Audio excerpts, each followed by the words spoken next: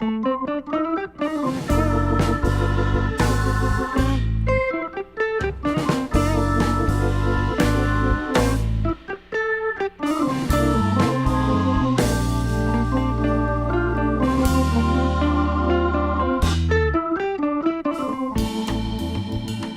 Stewart has written a poem, and we thought we'd start with a little cultural event before we get town meeting officially started.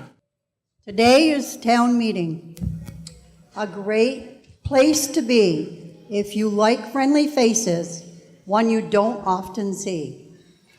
It's a place for discussion of our town budget and plans, where democracy rules while some sit and some stand. We wonder why this neighbor or that one's not here. They always turn out. What's the matter this year? Good coffee and goodies sustain us as we get ready to listen to the process with glee. There are those who bring knitting and those who spoke of their beliefs and opinions or an occasional joke. The town fathers are sitting. No disrespect to the mothers. It's up front on display to answer the questions and reject all hearsay. We get stuck on some article, perhaps 10, 5, or 4. It takes half an hour to settle the score. The amendment to the amended articles are kept track of by the clerk. The moderator keeps peace, so we don't all go berserk. As the articles move and we vote yes or no, we move down the page, if we're lucky, in a couple of hours or so. Changes are good, but not too many will plan. For we all know it's true, things were better back then.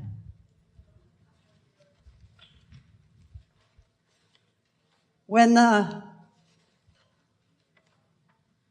the meeting adjourns, we must then say hello and discuss winter weather, our health, or the town meeting show.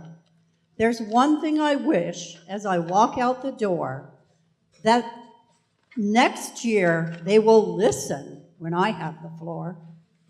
Moving on out to our cars that await, there is just one more person we haven't talked to of late.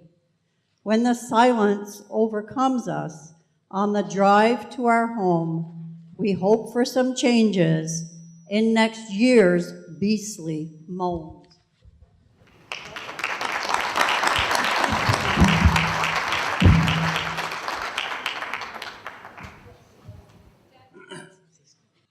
Thank you very much. We'll remind people several times that when you speak, if you'd come up to the mic, that would be helpful. I'd now like to call this meeting officially to order. And if you have your open, you'll see Article 1 is all the Australian ballots that we do. And Article 2 is the first business is to elect a moderator. And before I open the floor for nominations, people are going to say, where's Christine? She called about a week ago, and her new venture is taking her out of state, so she is not in state. And we were suddenly, have to find a moderator. So I'm opening the floor for nominations, and I expect it's going to be somebody you all know quite well. We should do the Pledge of Allegiance to the flag first. We were going to, you want to do that first? Yep. Okay, it's all right with me. All right, start with the pledge. I pledge allegiance to the flag of the United States of America and to the republic for which it stands, one nation, under God, indivisible, with liberty and justice for all. Thank you. Thank God. Okay. I'm looking for a nomination. There you are. I'd like to nominate Paul Nesky for town moderator. Okay, Paul Nesky has been nominated. Do I have a second? All right, got a second. Are there any other nominations? All in favor signify by saying aye. Aye. Anybody opposed? Thank you. Good morning. It's a pleasure to be here and be of service to you. I think now would be a good time to recognize the fact that we're without Christine today, but we'd like to make notice of it in this meeting officially that we're thankful for the service which she provided the town of Hyde Park for so many years. So let's give her a hand in that.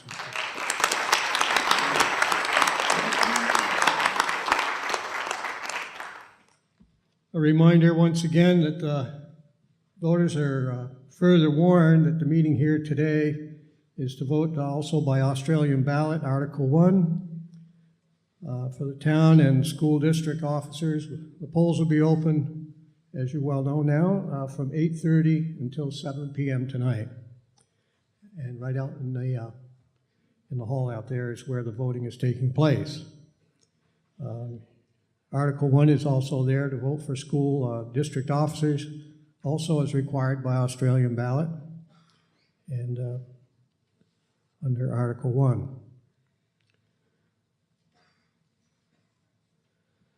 So now we'll proceed along with Article 2 of today's meeting and warned articles to elect a town clerk for the term of 3 years. Do I hear any nominations?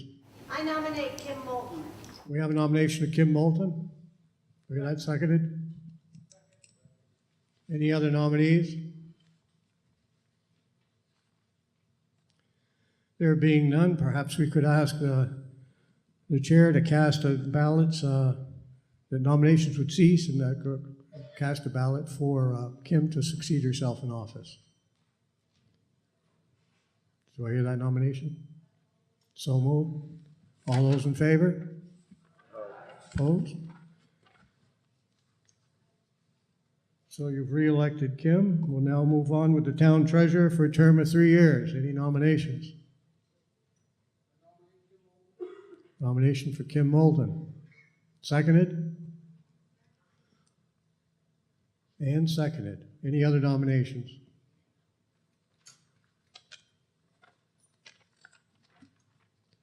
Would someone move the nomination cease and let the chairperson, the select board, cast a ballot for Kim Moulton? So moved. All those in favor say aye. Opposed? Thank you.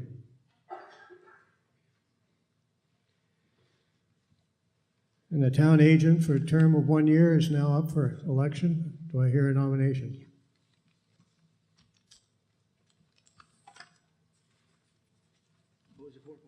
Town agent.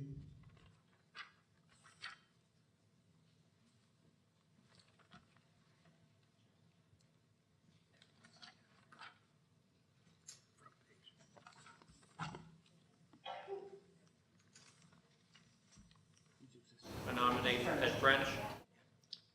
Ed French's name has been placed in nomination for town agent.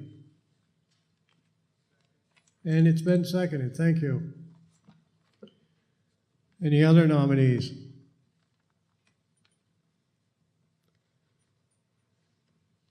There being none, I'd accept a motion that nominations would cease and that the clerk cast one ballot for Mr. French. And so moved. All those in favor say aye.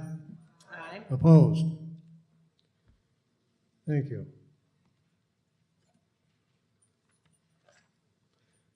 Cemetery Commissioner for a term of 5 years.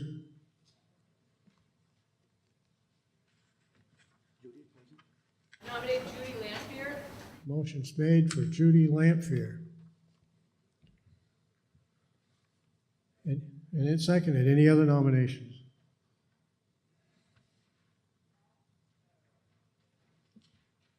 There being none, I'd accept a motion. So the clerk cast ballot nomination cease for Judy Lampier. Thank you. All those in favor? Anyone opposed? So Judy Lampier will succeed herself in office, and the clerk has cast a ballot accordingly.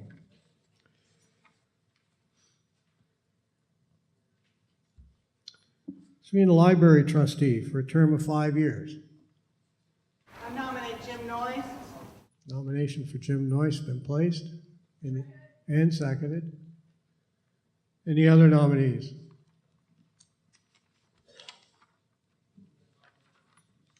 Thank you. Motion's made, the nominations would cease. The clerk would cast a ballot on behalf of Mr. Noyce. So, all those in favor? And opposed? Thank you.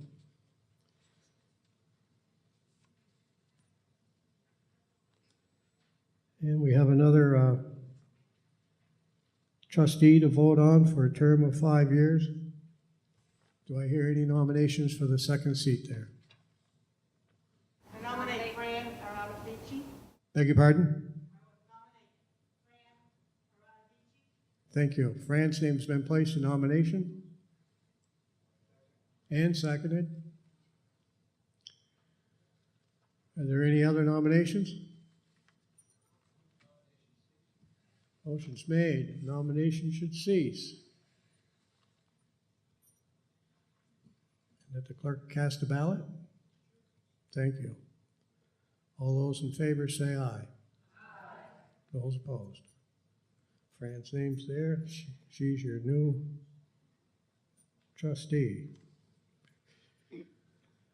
Article 3, to hear and act upon the reports of the town officers and service agencies.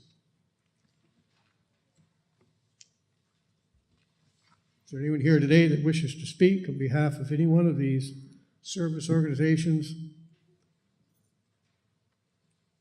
or any reports of the town officers?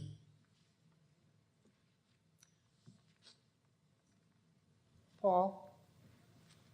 Let me, if I might just, guess I'll stay right here. If you will look in the, at the beginning on page 2, you will see that there are we dedicated the town report to Greg Paws. Are you here, Greg?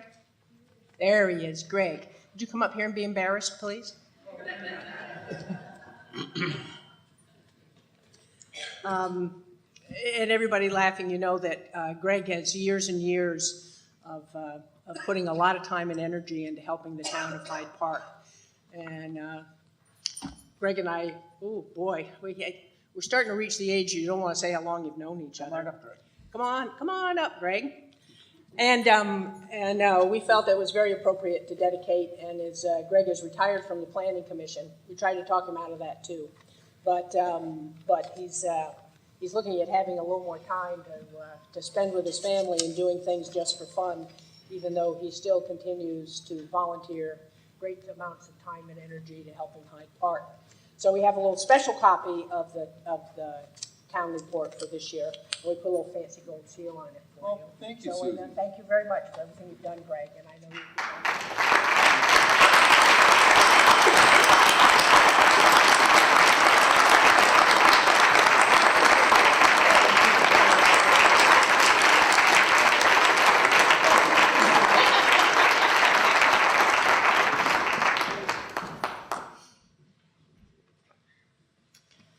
And we also, you'll see underneath that, in memory of Kenny. And I don't think, is there anyone here from his family today?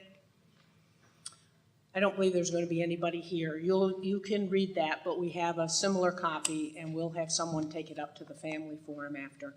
He's someone whose presence is truly missed by everyone. Thank you, Susan. And thank you, Greg. And good memories are with us today of Kenneth Alexander's work here for the town. Are there any other comments or discussions that want to take place concerning the reports? I'm also looking, is George Cook here?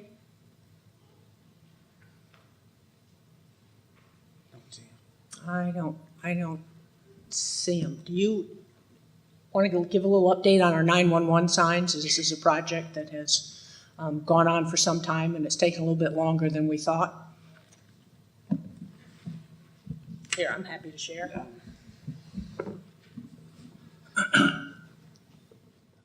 About the only thing I can say for sure is we're behind on it. and probably Ron, where is Ron? Right over here. Okay. Yeah, can help us on it, but when we started on that, it's replacing the 911 sign on every residence, you know, and I was kind of opposed to it, to seeing all those green signs around. But since I retired and started my new job with the Moyle County Sheriff's Department, I realized how important those signs are, you know, and especially not only for law enforcement, but in case of medical emergency, in fire, they don't have to ask questions and back up and go forward and stuff. But the reason that I think we're a little bit behind is we were planning just getting the green reflective signs. You've seen them around, scattered around, and we were going to put them on mailboxes, but we soon discovered that all mailboxes aren't created equal. So we had to go ahead and buy stakes at equal cost to put them in. And so we are budgeting $3,000 a year to buy these signs, and it's up to George and the fire department to decide which roads they want to do, but we are making progress on it.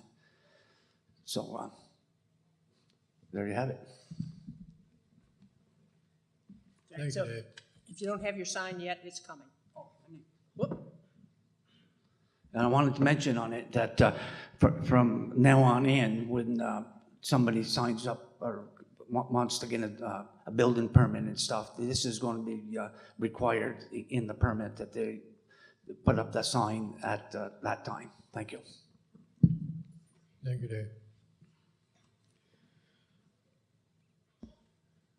Hello, so I'm asking everybody to be sure to state your name when you're going to speak. The meeting's being recorded, and the only way we're going to know who's speaking is if you tell us.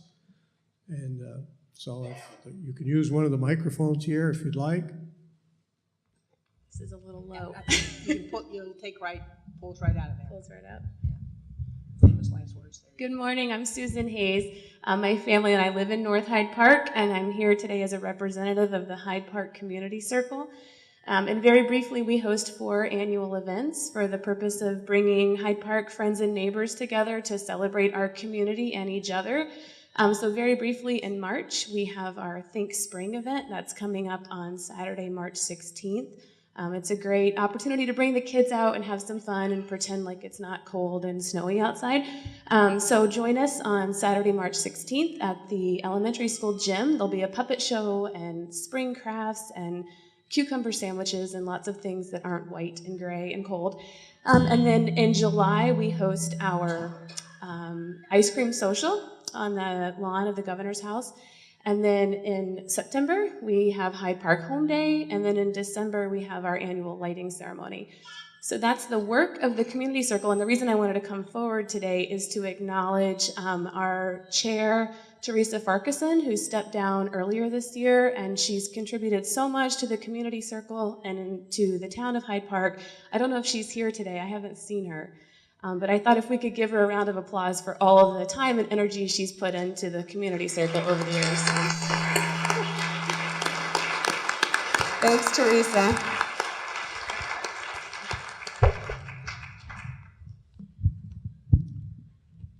Thank you. Anyone else? If not, I'm going to move on to Article 4.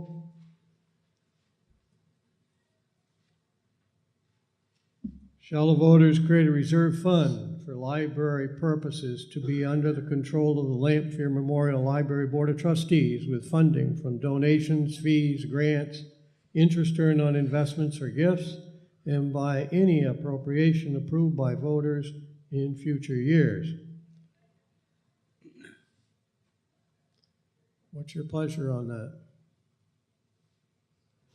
How's that being handled now? What?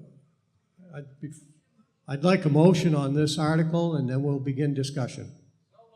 We got a motion to move the article favorably and seconded.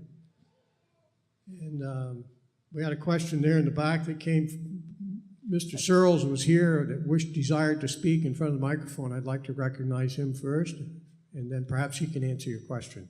Si?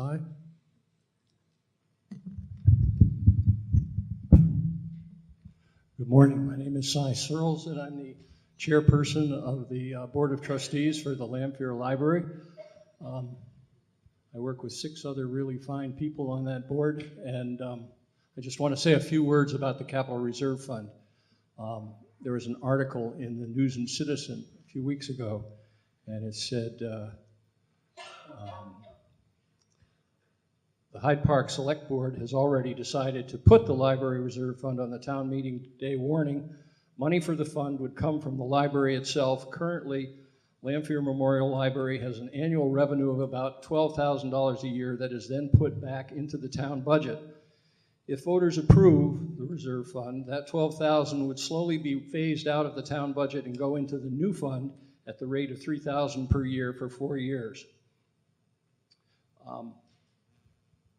A while ago, Ron Rogensky proposed that we do a capital reserve fund at the library. And some of us were a little skeptical, and we needed more information on exactly what it was. And over the next year, we came to see that the highway department has one and that the fire department in Hyde Park has one, and saw it as a really fiscally sound and prudent way to fund major purchases that were going to be coming up in the years ahead, like a new town truck or a new fire truck, so that they could plan out years ahead and have that money there and not be surprised when the truck broke down or the fire truck rusted out that they had to come up with a huge amount of money. So we saw it as a fiscally prudent and sound way of budgeting. So we went ahead and hired Steve Martin, local contractor, and he went and got a fellow who was good at doing assessments, and he came and looked at the library, all the systems, from sprinkler systems to elevators to furnaces to roofs to painting that would be needed, everything that would be coming up and what its shelf life would probably be. We formed a committee on the Board of Trustees, and I think we have 18 or 19 items now on our list, and we've gone out as far as FY 31, 32 and prioritized those so that we will be acting in a fiscally prudent way and in terms of spending the money to keep our wonderful little library up to snuff. That the old building is 100 years old, and it's had some repairs that have been needed. We did an energy efficiency Vermont audit, energy audit, 6 years ago, and over the last 5 years, we've completed all the work that they suggested, and we spent about $16,000 doing that. Also, we have air conditioning in the library now. So we've taken on some major projects, completed those tasks, but we would really like your support to establish this capital reserve fund. The support we get from the town of Hyde Park has been great, and I would encourage you to read page 54 in the town report, the library report, to see the kind of use that this library gets. We have a great staff there. We're fortunate to have one of the best librarians in the state, and her staff is terrific as well. So that's it. Thank you. Thank you, Si.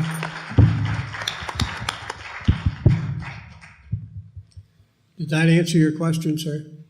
Thank you. Any other comments, questions? Paul? Yes. If I might, you'll find out I talk a lot, folks, if you didn't already know that. When Ron and I are talking about getting a capital reserve fund, and one of the things that I'd like to call your attention to, I'll do it now as well as when we're talking about money, but if you look at page 27 in your report, and I want to thank not just this select board, but going back a number of years, select boards in Hyde Park, with the absolute support of wonderful town clerks and treasurers that we had, put Hyde Park in a financially very positive direction and a very physically prudent direction. And it was by, and still a lot of communities today, if they need to buy a fire truck, if the library comes in and needs a new roof, You need to bond for it right then, there's a bump in your taxes, or you have to figure out how to do it. Years ago, Vermont, in Hyde Park, we started going down the route of capital reserves and looking forward. And you know, X amount of time, you're gonna need a fire truck, you need new road, you need to, we're doing this with the town garage right now that needs a lot of major repairs. And you'll see right now that this town has no indebtedness. And there aren't a lot of towns in this state that can say that. But we can do it because we have created these capital reserve funds. And knowing that the library is an old building and expenses are coming, you just know, all of us, if you own anything, someplace you're gonna need a new roof, you need new wiring, you need new sorts of things, that before they got hit with a really big expense, for them to start a capital reserve fund, as we have done with everything else in this town, so that when they need a new roof, they aren't gonna have to come to the town and say, oh boy, we need $20,000 this year. That hopefully, as they do phase these things in, it will all be done, and they won't have to borrow, we won't have to borrow, which we think is a laudable exercise for everyone and a very prudent use of taxpayer dollars in this town. Thank you. Thank you, Susan. So we have a motion on the floor to approve Article 4. Any other discussion? I'm going to move the question. All those in favor, say aye.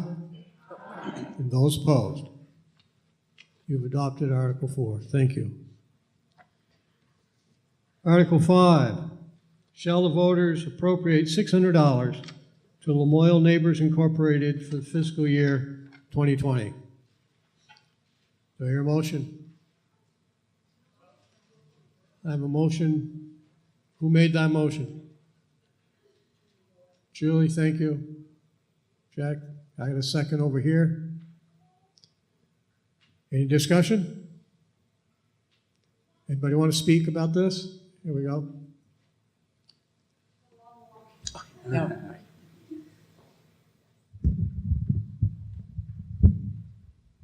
Hi, I'm Kathy Garsbach. I'm on the board of Lamoille Neighbors, which is a new organization, nonprofit, 501c3, grassroots member organization that we just started here in Hyde Park.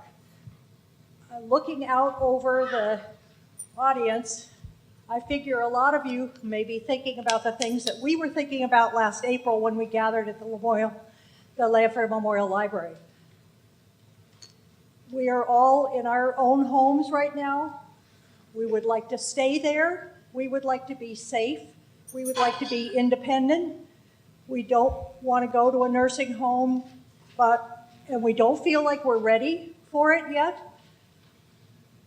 But how do we do this?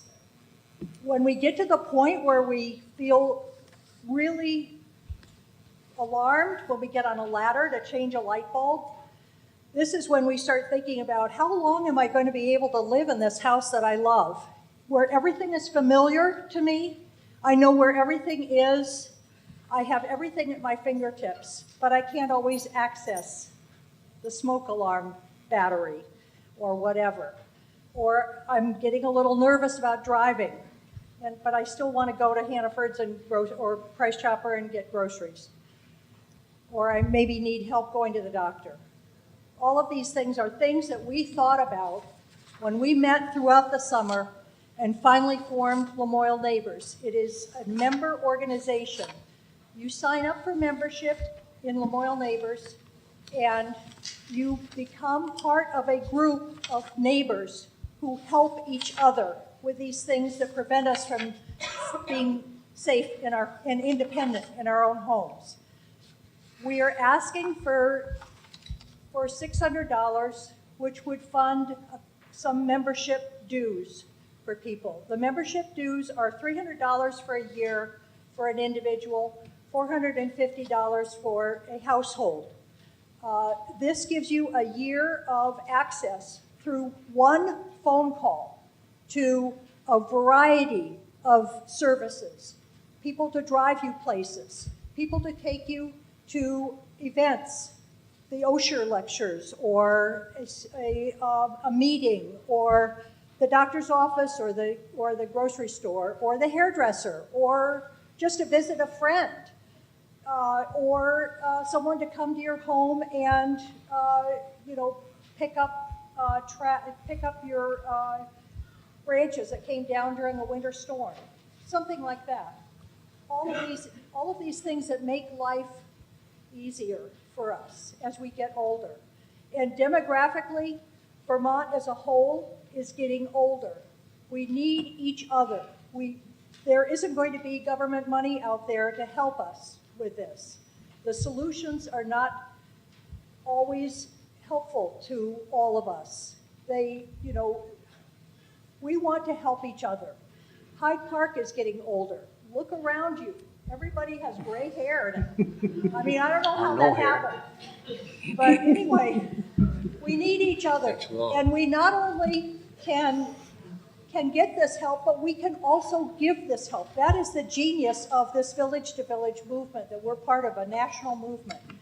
We help each other. We also volunteer to help our neighbors, as well as receiving help. So I am asking you, if you will please vote for this $600. We can fund 2 full memberships. We can help people for whom it's a reach, for whom $300 to pay out right now is a reach. And we can offer scholarship help to, partial scholarships as well. So I'm asking you to please vote for this $600 appropriation from the town. Thank you very much. Thank you.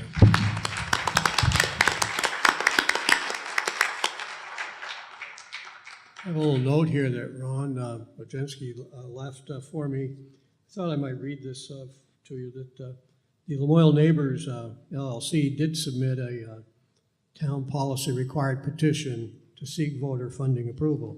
If approved, the $600 would be added to the fiscal year 2020 budget, and in future years would be included in the overall town budget. Any increases requested would require that it would come back here to the voters for approval. So if there's no other discussion on that, I'm going to call the question. All those in favor say aye. Aye. And those opposed? You have adopted Article 4. Thank you. Article 5, I'm sorry. Article 6. Shall the voters appropriate $50,000 of the general fund balance to the North Hyde Park Grange Hall project?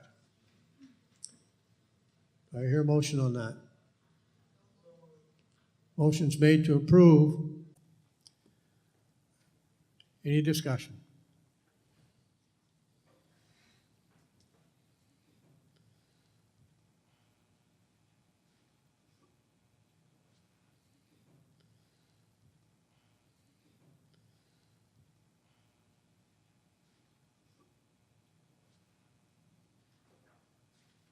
Hi, folks. Thank you for coming today.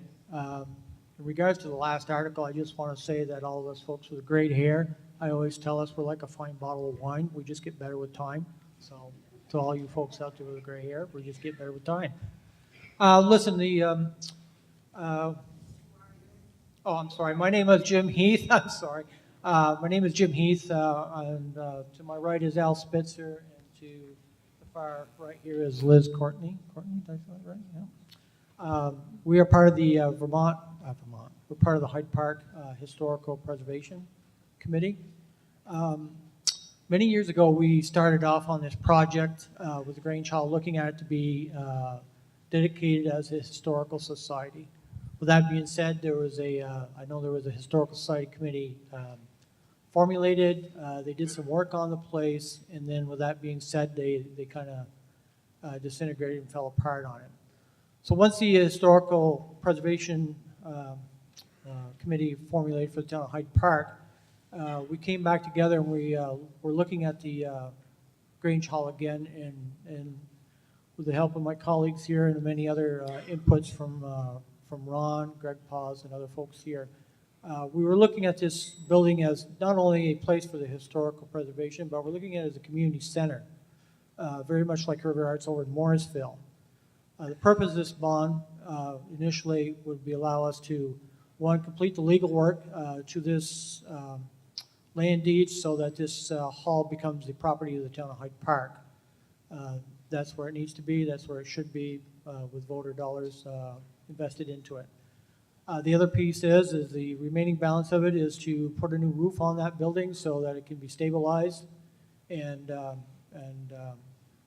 stop the leaking and deterioration, further deterioration that is needed. With that being said, they did do some work on it. There's been some new cross members put in. The rafter system has been inspected and in good shape. Moving forward, if the voters here do approve this, we will get the roof put on.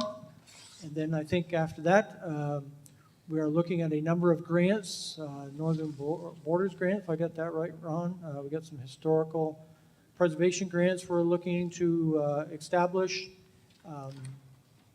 These monies that we're looking for really is to, again, to finish up the land deed work that needs to be done so this can be deeded over to the town, and to get the basic roof repair done so it stops leaking, and then move forward with the grant process. I think some of you may say, why aren't you approving for grants now?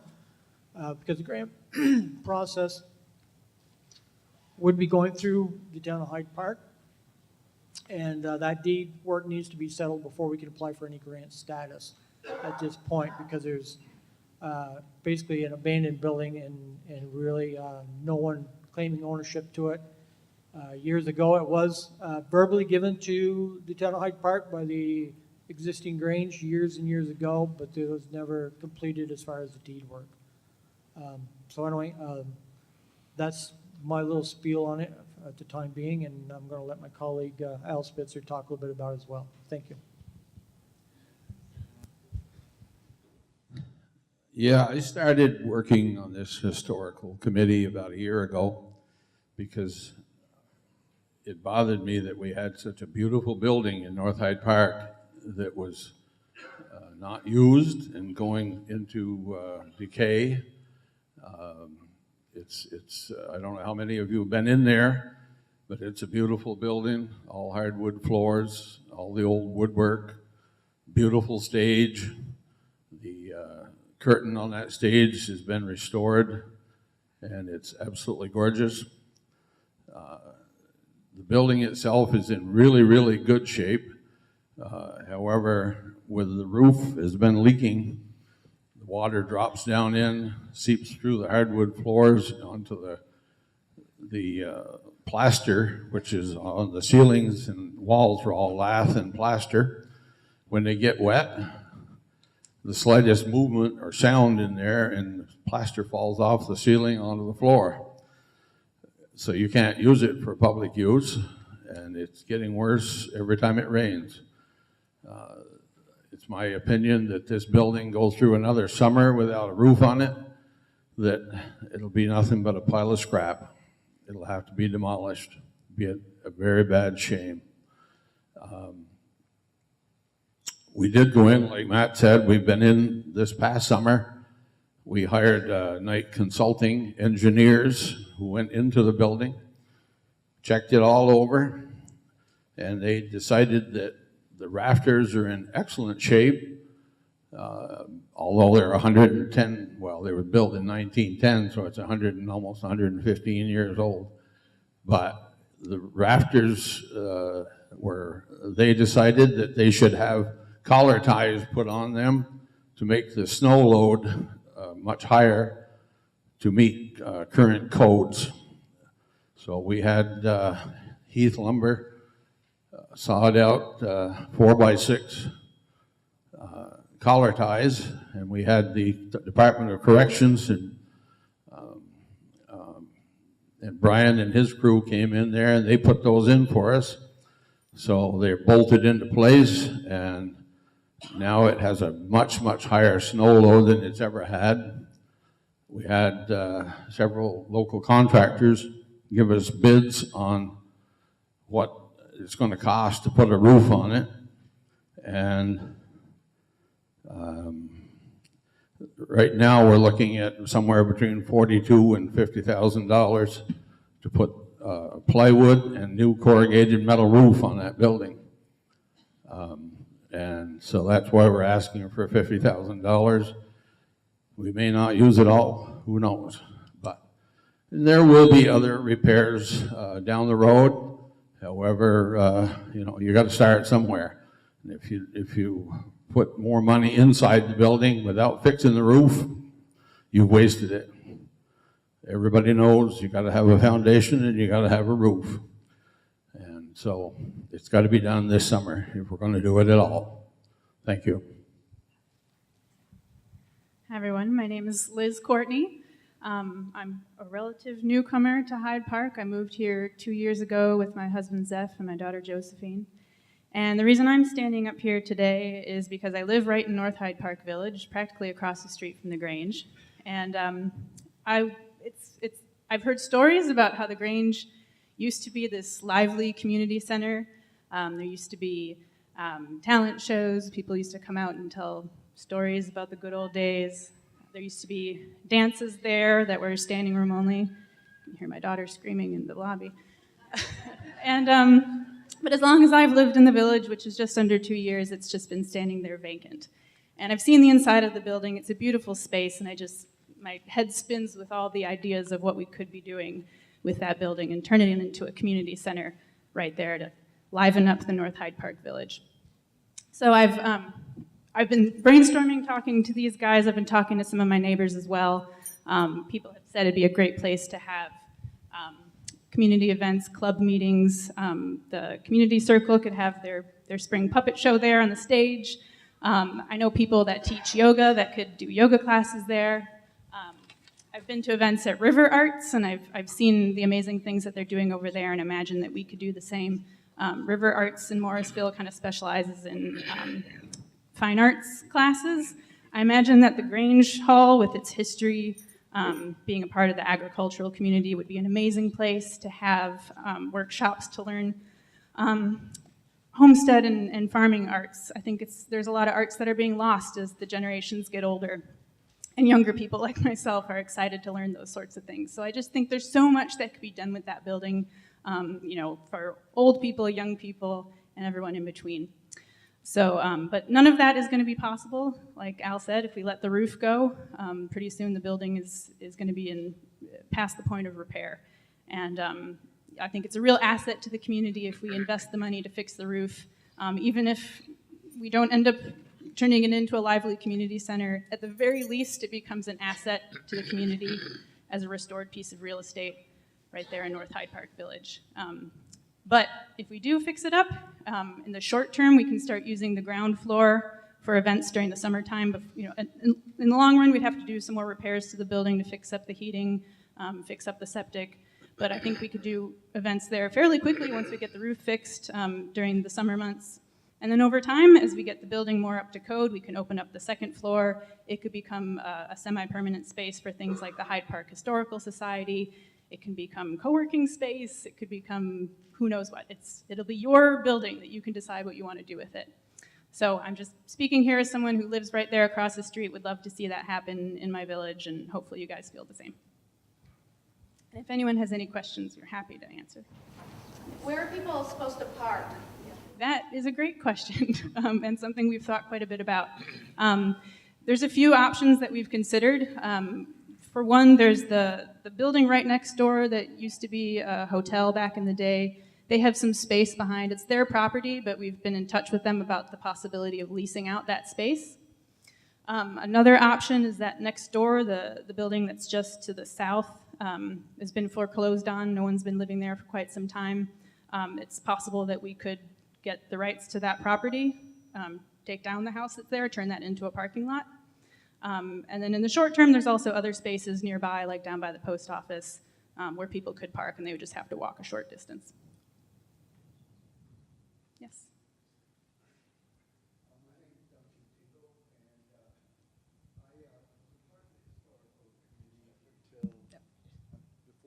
I can't hear you, Duncan. Before Al, I was part of the historical community.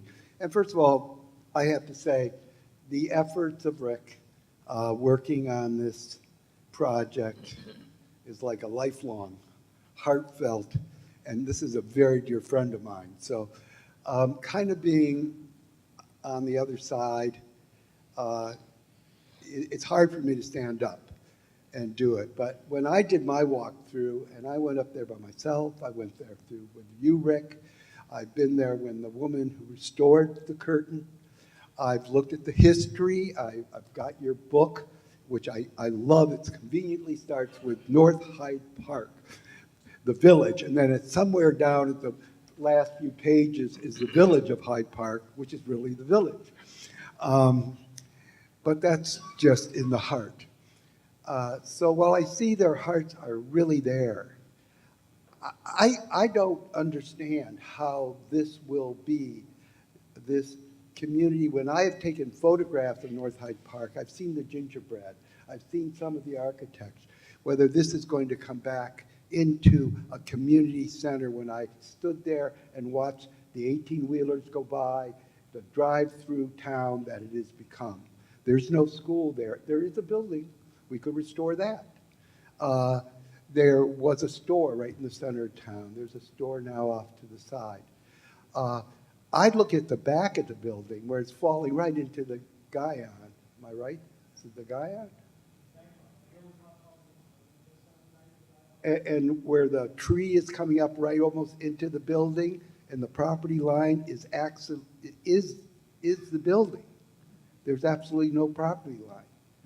I just don't see how this starts with $50,000, goes to $100,000, and I don't want to be competitive as far as villages, but the village of Hyde Park is on a point of renaissance. You've got the rail trail, you have a restaurant coming into town, you have the building that was the furniture store and hotel has just been purchased. You've got buildings in there that could be helped to be restored, like St. Teresa's, the oldest Roman Catholic church in Lamoille County. And we're not looking to put our monies into where serendipity happened to make that village off of the main road, off of Route 15. So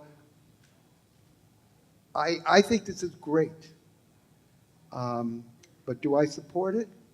I can't. I didn't 2 years ago. I think in the end I got off the committee, mainly just because everything was looking towards this village that is a drive-through town.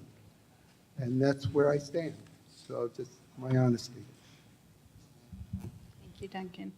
I just want to add that I know this is only going to be a success if the people are there to put the time and the energy into it. And I feel very committed as someone who lives in the village that I'm excited to put my time into making sure that if we invest the money to fix the roof in the building, that we actually do something with it. Because I really feel like that's going to be step one of many things that could really start to bring life back to that community. I mean, I know there's also talk about putting in street lamps, putting in sidewalks, putting in something to slow down the traffic. And those are all long-term things, and it's not going to happen overnight.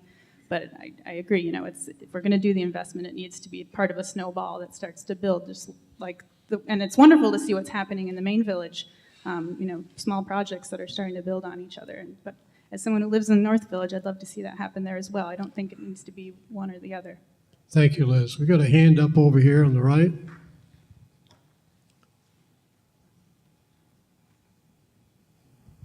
Hi, I'm Zach Coda. I'm the Vice Chair of the Planning Commission here in Hyde Park. And I just wanted to speak about the kind of the two-village idea, in that North Hyde Park Village is something we've talked about in the Planning Commission. Last year, we actually did a walkthrough when we were pursuing village center designation through the state for North Hyde Park Village. We actually looked at the Grange, and it is one of the anchor points of that village center designation, and really forms the core of North Hyde Park Village. And part of that is looking towards pursuing other grant opportunities, such as sidewalks and you know, kind of reinvesting in the transportation layout of North Hyde Park Village. So yes, there has been a focus of work in in Hyde Park Village, but we're looking forward to doing more in North Hyde Park Village as well. And I think this Grange project would really help us have a focal point for pursuing future investments in North Hyde Park Village as well. Thank you. The lady in the back, Matt. You'll need the microphone, and I'll need your name. Ruth Roy. I was looking through here, and I probably just overlooked it. I don't see a report, a financial report, a list of people on the committee, how you get on the committee. I just need more information. Thank you.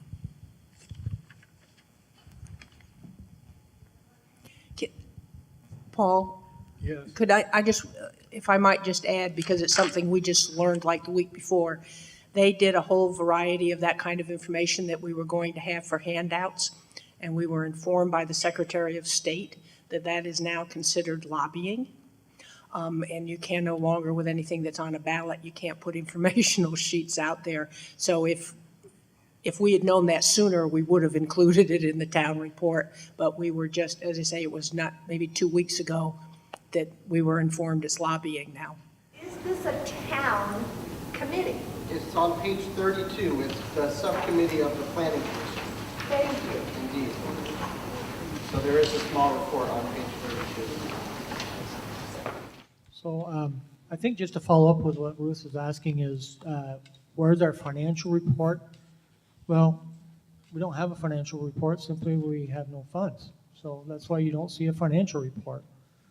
This committee is in its early inception. Obviously, if we have approval of these funds and additional grant funds moving forward, then yes, absolutely, without a doubt, you have to have a level of accountability for that, and you'll be audited for those. Grants, many grants, these grants have earmarks and reporting standards behind them, such as the Northern Borders Grant. And if you're not accountable for that, you're in a big doo-doo. So it's nothing that's not going to be accounted for. We certainly will be required to file a financial report. It will be in your town report next year if this is approved. And there'll also be a follow-up written report as to our progress and where we're moving and how that is happening.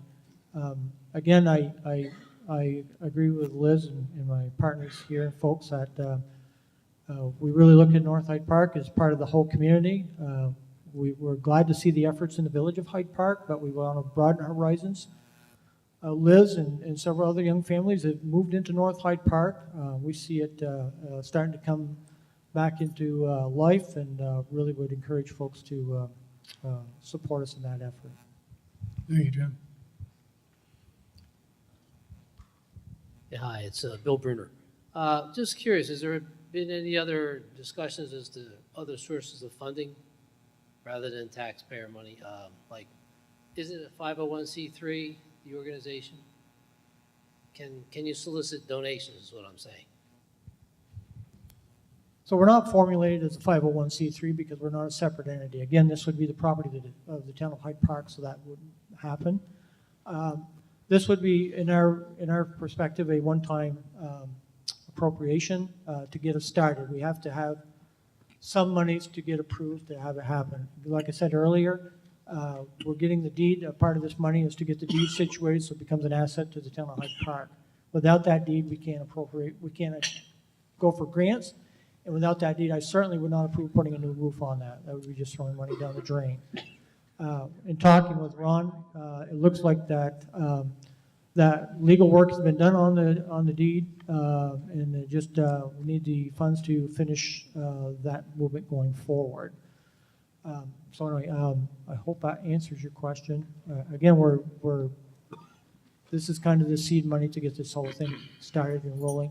There are many grants out there. I've talked to Greg Paz. Greg has helped us drop some preliminary plans that are going to be needed. We have to go through the Act 250 process, so we know what that's going to involve.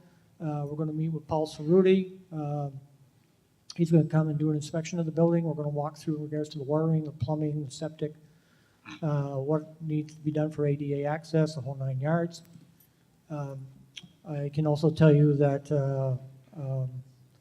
moving forward that we've talked to and been in touch with the town of Guilford. They had a hall almost identical to this one in North Hyde Park. It did cost them approximately $350,000 to get that fully renovated and to meet public capacity for access and occupancy.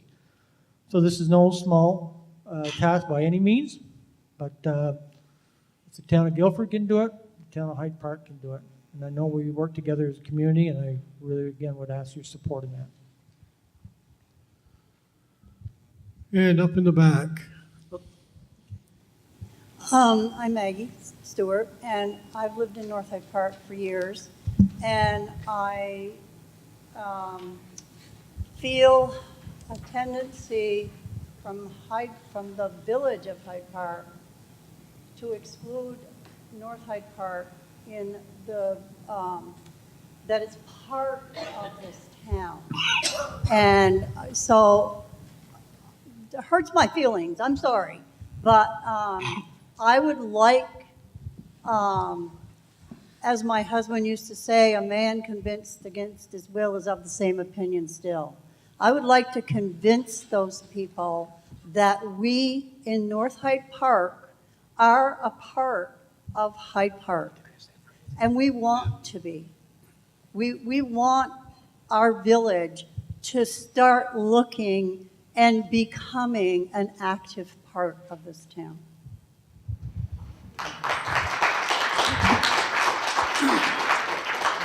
Come on down, please.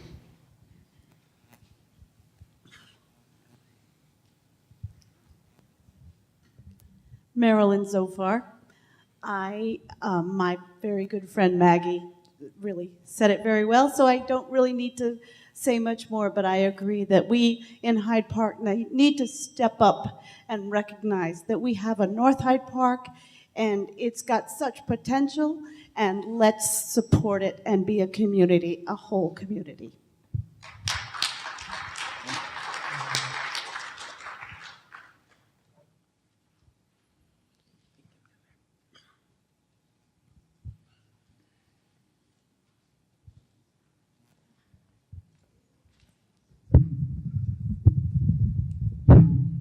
Good morning. Some of you may not And know your me. name, please? May not know me, but my name is Brian Jackett. I work for the Vermont Department of Corrections, and I've worked in Lamoille County. I grew up here in Lamoille County. I'm now a resident of Hyde Park. I've been here for 6 years. I did the work that Jim and Al mentioned about on the building up there. That building is not going into the river. Okay? That's the first thing. I've been through every little inch of that building. I dug out all the dust and all the stuff out of it. We cleaned out the basement. We took out the old boiler. It's a good building. It's gonna do you all good service over the next 100 years if we just put a dang roof on a thing. And as my role with the Department of Corrections, I vow right now that we will stick with it and give you the labor to do some of the work on it. I can't guarantee all of it. We can't do the roof because of the hazard of doing it. But we'll use the crew and we'll get that building back into shape at a low cost. And I'm sure that maybe the other, thank you, the other up in Northeast Kingdom where you said it was, they didn't have the work crew. We do. And it'll be used to get that building back in shape for you folks. Okay? Thank you.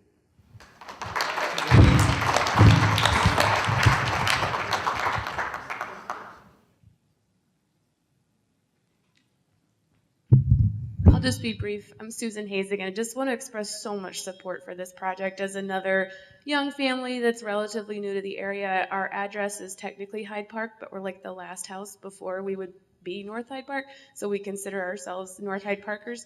And I just can't tell you how excited I feel about those opportunities. Like everything Liz said, I'm like, yep. And as someone who works from home, I get so isolated. The idea of a shared working space, workshops, and that's what it takes, I think, is just people getting jazzed enough about something to put in the time, to put in the energy. So count us in, and I hope others support this as well.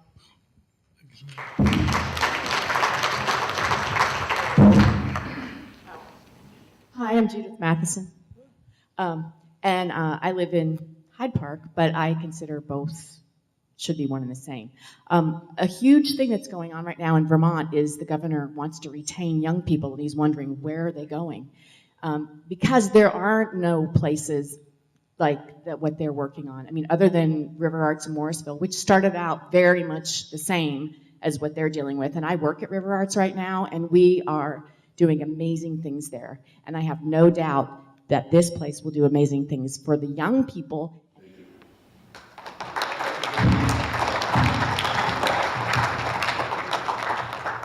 Hello. I'm Zach Coda again.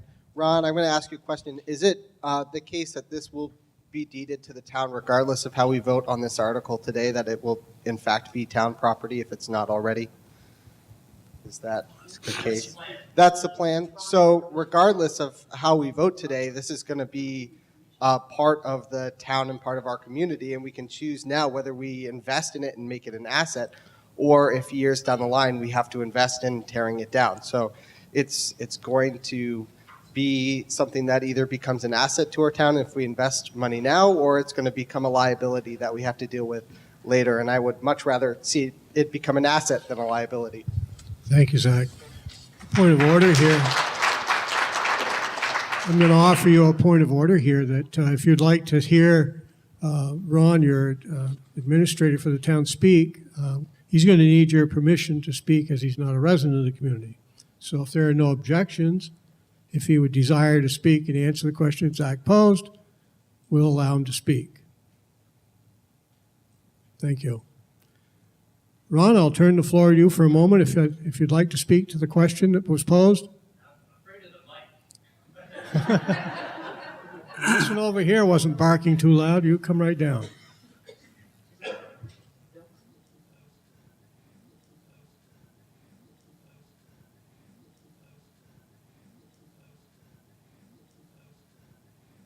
The plan that I was referring to was the fact that we did discover some legal issues that the town attorney's done preliminary review of and has a plan of action, so to speak, to correct. One of them's a fire escape that was built on the neighbor's property. One is the drip line issue that somebody was mentioning regarding the access, the potential lease of the parking area next door. Some of those things are just beyond the staff and the committee. So to clear up the gray area on the ownership, the North Hyde Park Grange dissolved without transferring the property to anybody. So there's really nobody left from that entity. And the only way to clear it up is to petition the court, and the court will hold hearings and do notices, and people have a chance to object, but then the court will actually issue a deed to the town, which would then allow these other ideas to move forward. So if that fails, then obviously things aren't going to proceed, including the roof, because you don't want to invest on something you're not going to own. So that was the plan I was mentioning, is to clear the legal first and then have the committee take over with the project.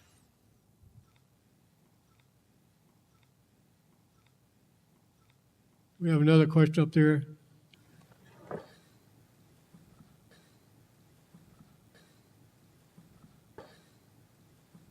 My name's Steve Morse. I have a number of concerns with this proposed project and motion. Rick, has anybody done a total evaluation of what this project will cost to complete? No idea. So this is just a money bag that could come back time after time, even though this right now is, quote, a one-time deal. Once the town becomes owner of it, they're responsible for it. I know the area fairly well. When I moved here in '76, I lived a couple of doors down from there. There is property right issues there, one of which Ron just mentioned. Part of the building on other properties. The backside, coming close to the river, trees growing up through it. Being in construction myself for over 40 years, I think this is a money pit. You got no place to park once you get the building finished. You compare it to River Arts in Morrisville, completely different picture. They got plenty of parking there on all sides. That building was not in disarray like this one. I'm all for investing in the community. I've lived here for over 40 some odd years. But I think this is a bad project to undertake for the potential liabilities for the town down the road. Thank you. One other thing. I'd like to vote this Australian ballot if we could. You're talking about a paper ballot, Tom? Yeah. Steve, I'm sorry. I need I'd like a show of hands to see a paper ballot. Okay, we got plenty. Thank you. So I've got a couple of people here that would like to speak.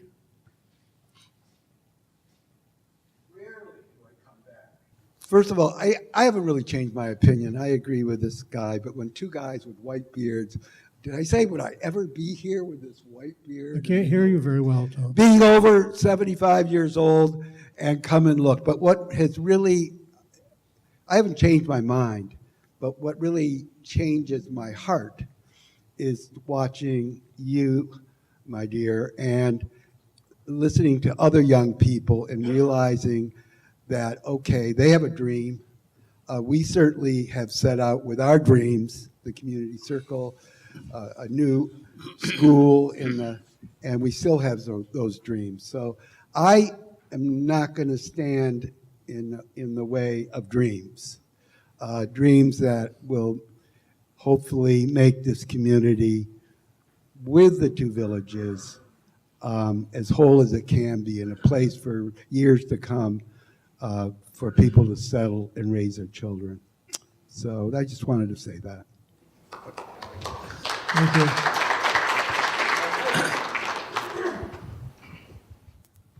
Hello, is it working? Oh, yeah, it's coming. My name is Nancy Tingle, and with all due respect, and I mean it sincerely, I wish for you that it was a really good idea, but from a realistic standpoint, we don't even own it, is what I'm hearing. And it's been like 10 years of working on it and like doing things like fixing the curtain before we fix the roof. You know, you really do need a very professional organization to do it. Having said that, if this doesn't pass for whatever reason, I would hope that as a historical group, you would not let the roof fall in and ruin what you say, and I'm sure is true, is lovely old things that can be recycled and reused so that it doesn't die, but that it is reinvented as something very meaningful to North Hyde Park, Hyde Park Village, all of Hyde Park. That's it. Thank you, Nancy. Any other comments? Can I just add one last thing about the funding of this project in the long run? This $50,000 that we're looking for right now is just the first step. Yes, there would be more investment we'd want to make over time, but the idea is that we would be applying for grants that would help offset a lot of those costs. So whatever the long-term scope looks like, the idea is that we'd be working hard to not have that all come out of the town budget. Just a question, would the renovated hall generate any revenue? Question, I didn't get your name, sir?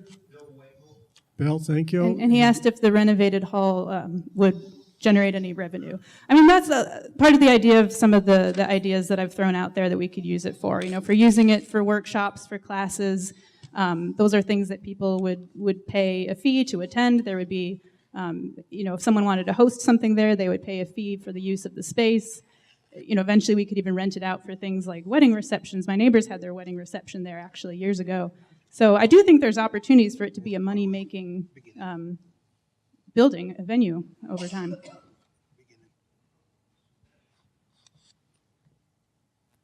Thank you, Liz. Ma'am?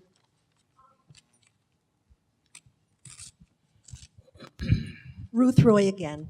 Now, I'm assuming that once this becomes property of the town, if that in fact goes through, that the select board, will our town insurance cover this and liability and the whole spiel? Clearly, we're going to need it.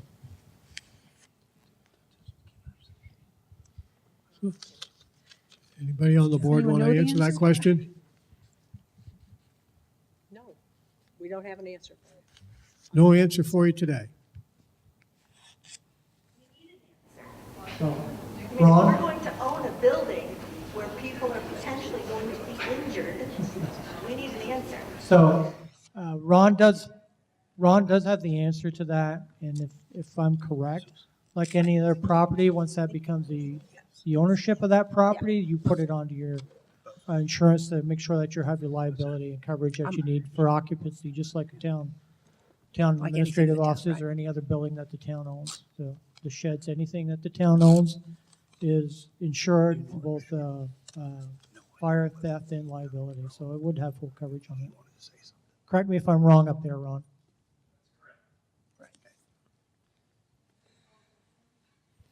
So we got a motion to call the question.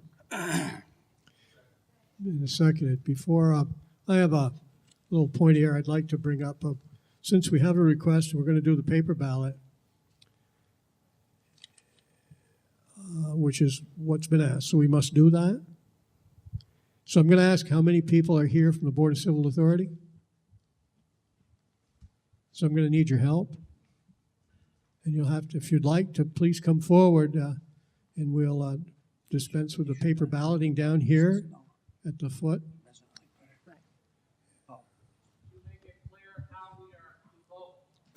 Yeah, I will. Right, and about residents of Hyde Park, Beg your pardon? residents of Hyde Park, do we have any non? Are there any out-of-town residents here? Non-voters? So all those people that are going to be eligible to vote will have the mark on their hand or arm or wherever it was stamped on you, okay? I think just for a point of clarity, a yes vote supports the appropriation, a no vote rejects the appropriation. That's correct. Yeah. So once again, if you vote yes, you're in favor of the motion. No, you're voting against it. So I'm going to need some help down here before we start the balloting.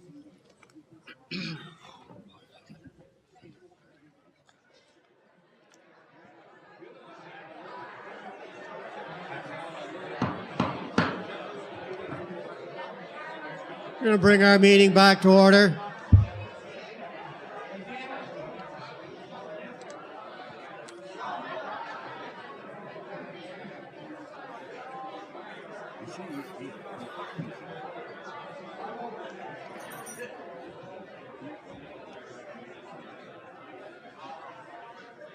Now here are the results of your balloting. And I do, now you mentioned. There are a total of 129 votes cast. There was one blank. The noes received 30 votes. The yeses 98. You have so adopted Article 6. So now we'll move on to Article 7.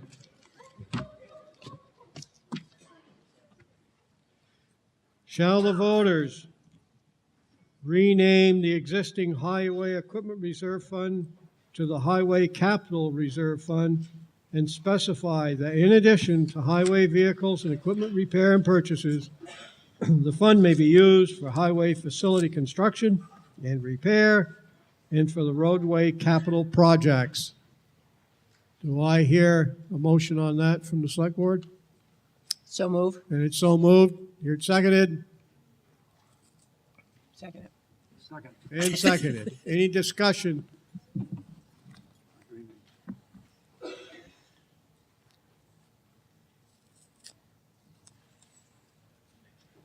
You want, Paul, let me just. Go ahead. So, folks, when people don't ask any questions, I should probably just keep my mouth shut, but this really is a technicality, as we're again, with the library creating another fund, but this is taking really all the money that we have and that we save and putting it into one fund so that there's just more flexibility and you see it all in one fund. You'll see underneath the, when you look at the funds, what the money's for. And actually you'll see the article after this is if we agree to consolidate this money, the next article is just moving the money from one fund into this larger fund. Thank you, Susan. Anything else? Any questions? Well, there being none, then I'm going to call the question on Article 7.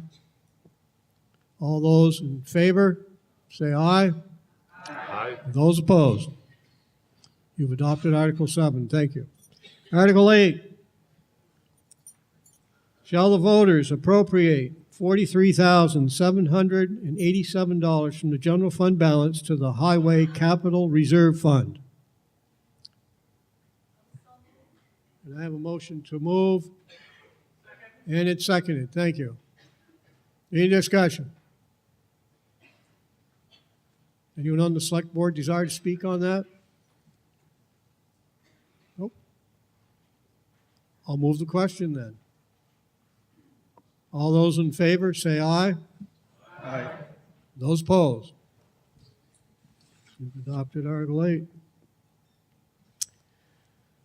Article 9, shall the voters prohibit, as allowed by Vermont Statute 24, 1936A, the town constable from exercising law enforcement authority?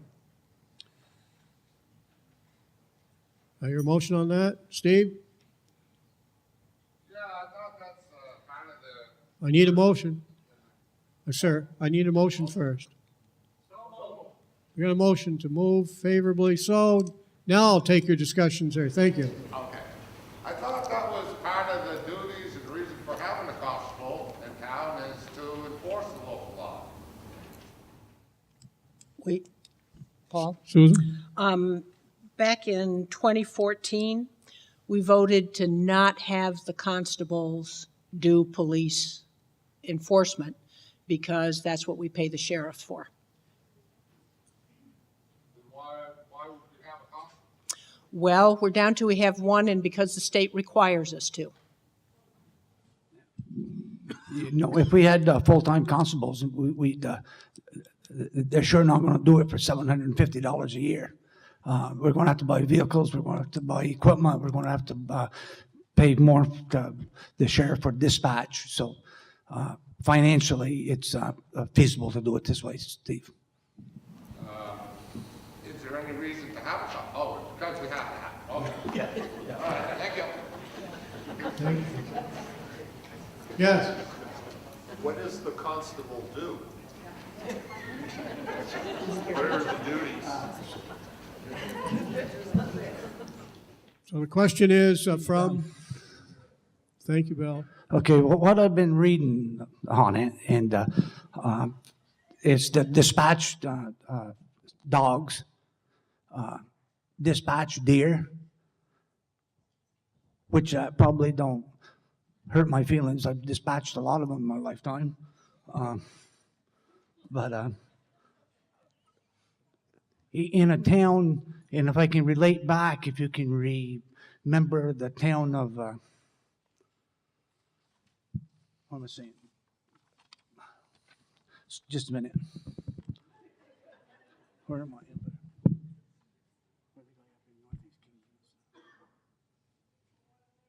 Well, anyways, I can't think of it. You'll notice all Excuse the me, gray Island hair up Pond.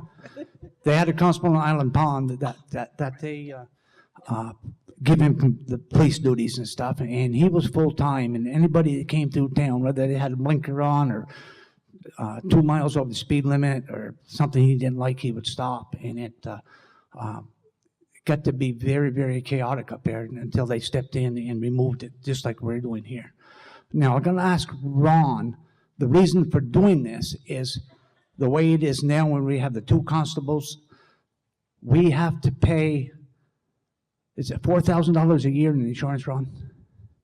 We have to pay $4,000 a year for insurance, and they do nothing.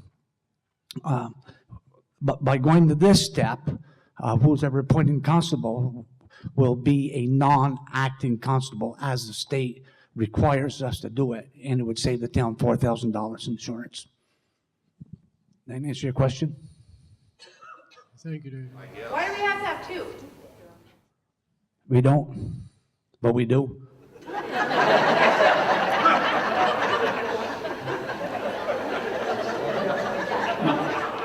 Yeah, we got 2 now. I misunderstood the question. We have 2 now, but the state statute says we have to have 1, so we're dropping to 1. Thank you. No further discussion. I'm going to call the question. All those in favor of the motion on Article 9?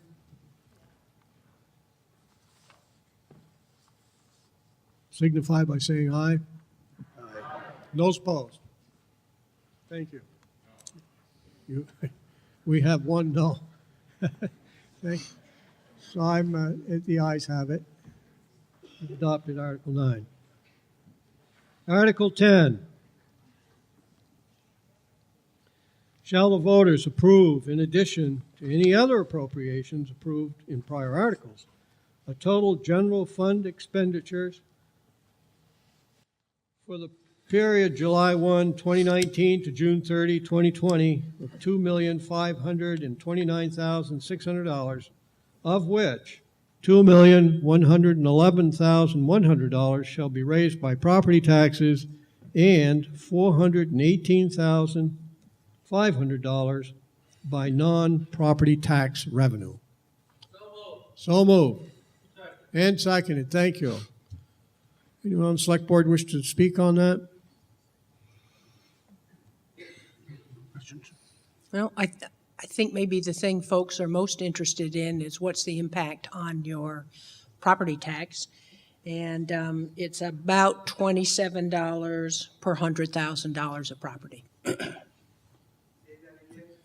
It's for the increase in your, or the impact on your property tax is about $27 per $100,000 of your property value.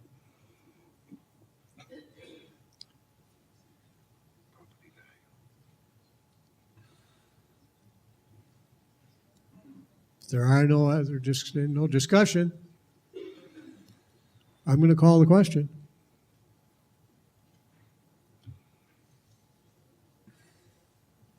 And if there's no objection, I'll not read it again. And all those in favor signify by saying aye. Aye. And those opposed? I'm going to call it that the ayes have it. Thank you. Article 11.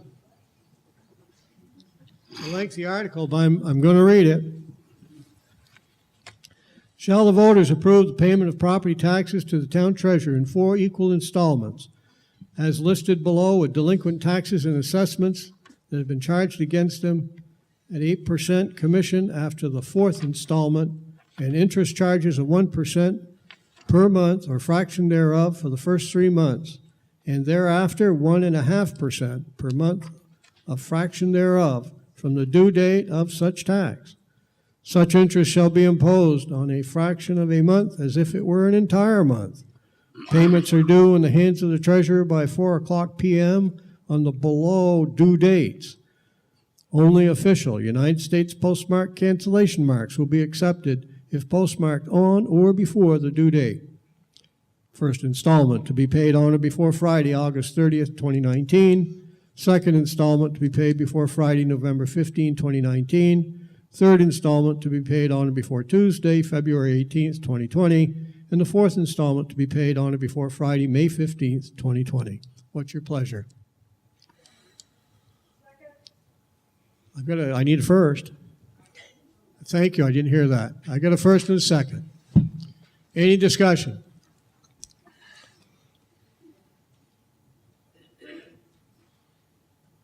I'm going to call the question. And if you don't mind, if there are no objections, I'll refrain from reading again. All those in favor of Article 11, as previously read to you and stated and warned, say aye. Aye. And those opposed? You've adopted Article 11. Article 12, to transact any other business that may legally come before the meeting.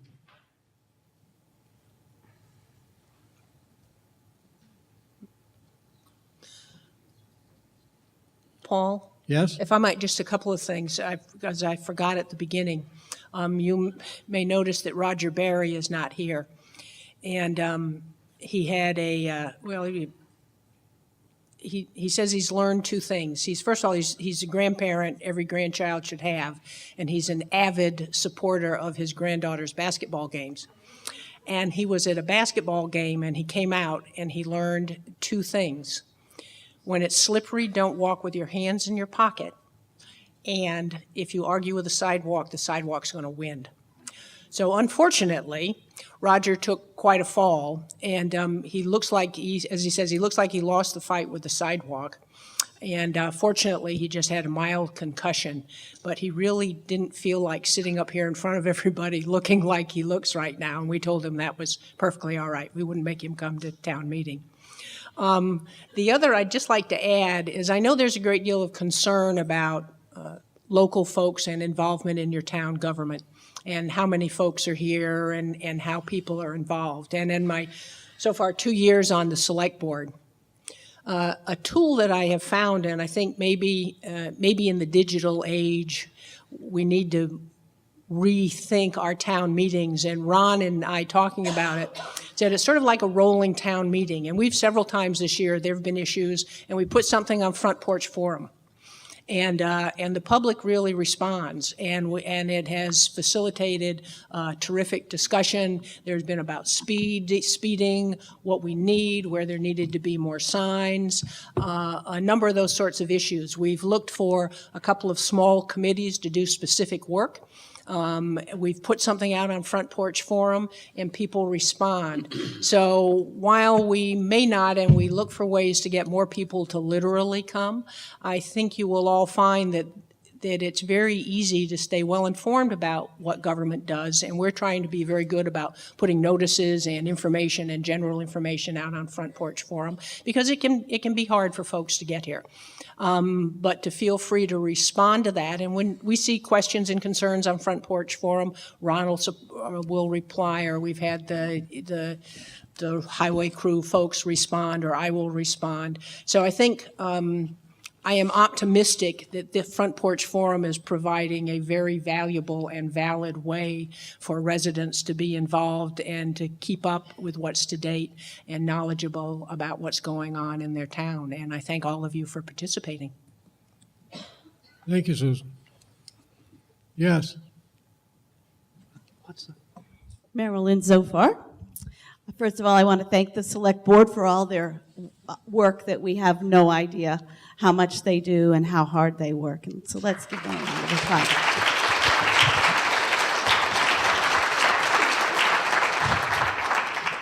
The second thing is, sometimes as I age, I'm one of those gray-haired people, reality and dreams kind of get mixed up. But I thought, did I dream that last year we kind of had a non-binding vote about where we might meet?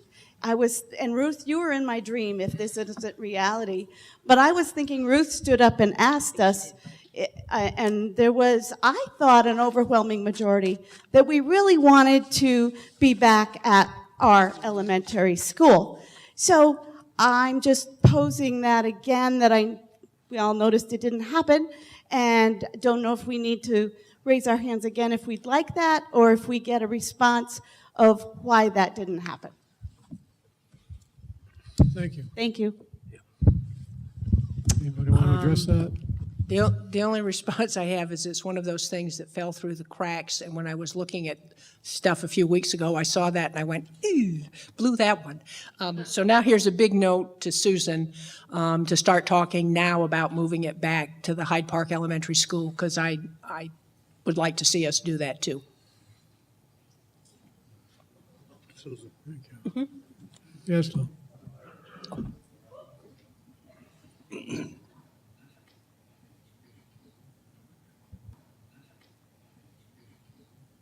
Just to what Marilyn said, I mean, I was talking earlier this morning in Johnson and talking to people in Waterville where they go and there's a meal, there's all sorts of fundraisers for their 6th grade trip, the 5th grade trip. There's something about coming in here today and there's nothing. I don't even know if you can get a cup of coffee. And I just said, we're missing something that we used to have. And so I just really, again, would love to go back and would love to see, and if I'm here, I'd volunteer to be a part of a committee to have something, a meal or do something that we can all meet as a community and argue back and forth and throw sticks or something. But I would like that very much. Okay, Duncan, I got you down. Yeah, was on a motion to do that next year for you, Duncan? Is there? Oh God. Here I am. I'm the chair of a committee. And you showed up. Usually we get the people who don't show up, so.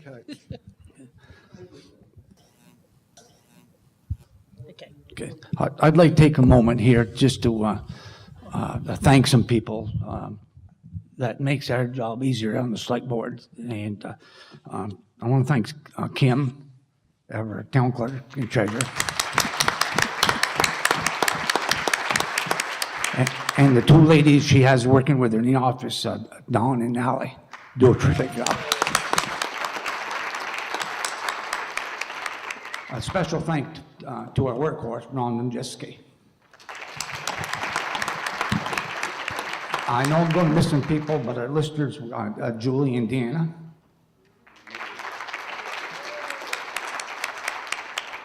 Thank you for Sheriff Marcoux for keeping our town safe. And a special thank for Paul Lesky for standing up and taking the moderator's job.